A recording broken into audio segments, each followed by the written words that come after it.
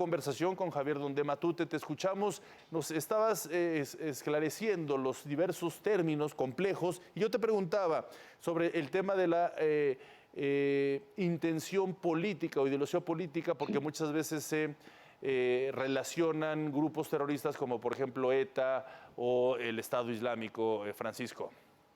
Sí, no, en realidad ese vínculo con aspectos políticos ha quedado ya descartado, Correcto. ¿no? Porque ha resultado ser demasiado estrecha una definición que se limite justamente a aspectos políticos y es parte de esto que comentaba anteriormente, ¿no? Si alguien, un grupo, digamos, simpatizamos con un grupo, vamos a decir que son insurgentes, libertadores, etcétera, y si no, los podemos tachar de guerrilleros, terroristas, etcétera. Entonces, todo ese elemento político ya ha sido descartado y no lo encontramos tampoco en los tratados internacionales. Ya el centro de lo que distingue al terrorismo de otras conductas, como el daño en propiedad ajena, inclusive el homicidio, lesiones, etcétera, es justamente esa finalidad de Claro. causar temor, pánico en la población.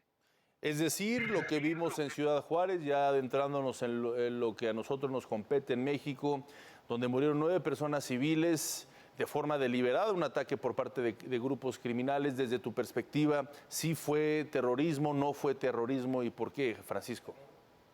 Bueno, yo creo que sí fue terrorismo y por lo que acabo de mencionar, cuando el objetivo de estas organizaciones, independientemente de que se dediquen al narcotráfico, a otro tipo de conductas ilícitas, si esta conducta en particular tenía como una finalidad generar terror en la población, y creo que lo lograron, ¿no? Desde esa óptica, pues sí, tendría que ser considerado como un acto terrorista.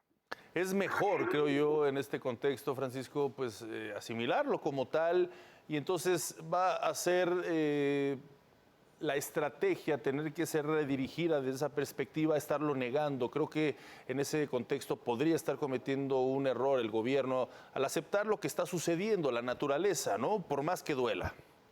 Sin lugar a dudas, para solucionar un problema, lo primero que hay que hacer es reconocer que existe, ¿no? Y yo creo que va en el sentido de lo que acabas de comentar, ¿no? Tenemos que tomar en consideración que muchas de estas conductas violentas que cometen los integrantes de la delincuencia organizada tienen esa finalidad, ¿no? Y lo vemos también en otros ámbitos. Por ejemplo, me parece, desde mi punto de vista, cuando vemos antes de las elecciones que hay ataques en contra de candidatos y demás, yo también calificaría eso como actos terroristas, porque están tratando de intimidar a los propios candidatos o a las personas que votarían a favor o en contra de estas personas. Yo creo que esta trayectoria de violencia de la delincuencia organizada, no siempre, pero en muchos casos, ciertamente tiene esa finalidad, son actos terroristas.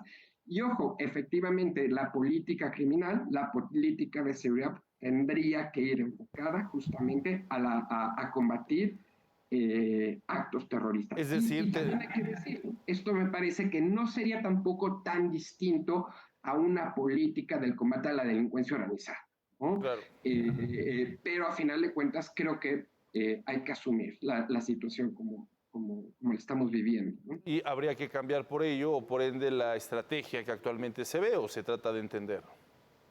Sí, bueno, desde un punto de vista estrictamente jurídico, muchos de los mecanismos que tiene el gobierno a su disposición para combatir a la delincuencia organizada son los mismos que tendría que tiene a su disposición para combatir a grupos terroristas, ¿no? Ley de la delincuencia organizada, todo el tema del financiamiento al terrorismo, lavado de dinero, va muy de la mano, en ese sentido no hay mucha diferencia, pero de una estrategia de seguridad, no estrictamente jurídica, pero de seguridad pública, ciertamente tiene que haber un cambio. Claro.